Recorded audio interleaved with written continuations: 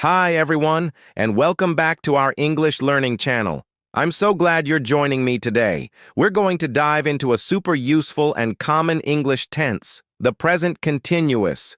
You're probably hearing it all the time, and today we're breaking it down so you can start using it with confidence.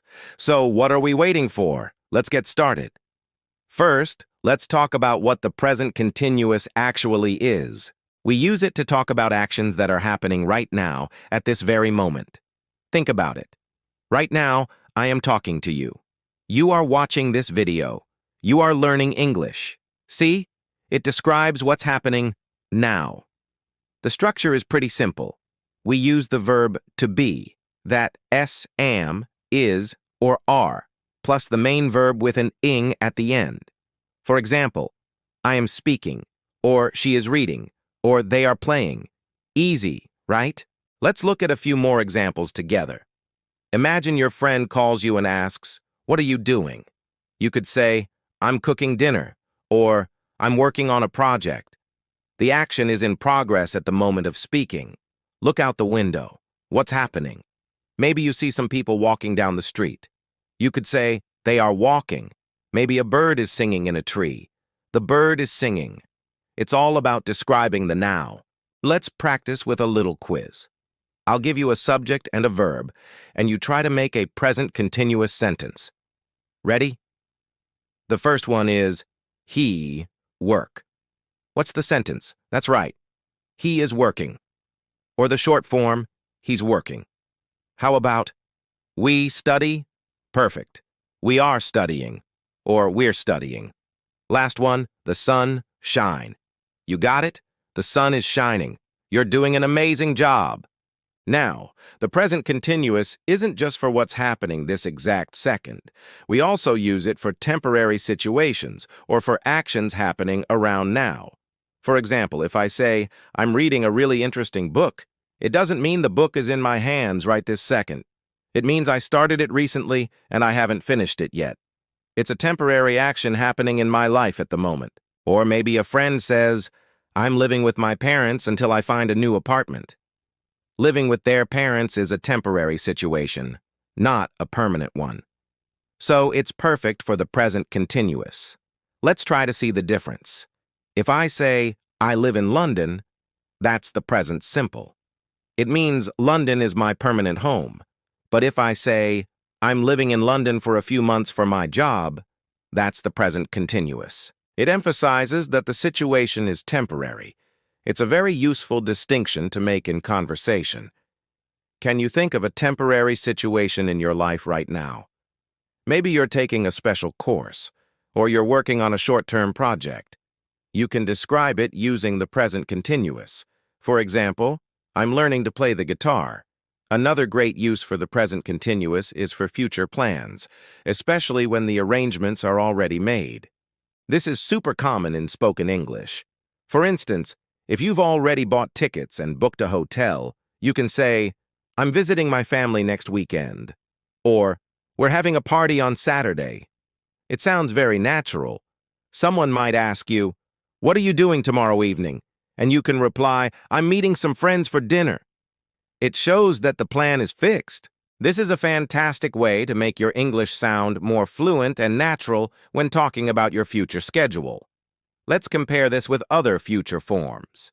You could say, "I will meet my friends," but "I'm meeting my friends" often sounds more certain, like the plan is already in your calendar. So next time you're making plans with someone, try using the present continuous. For example, "Are you doing anything on Friday?" "Yes, I'm going to the cinema." It's a simple change that makes a big difference. Now let's talk about making questions and negative sentences. It's very straightforward. To make a question, you just switch the subject and the verb to be.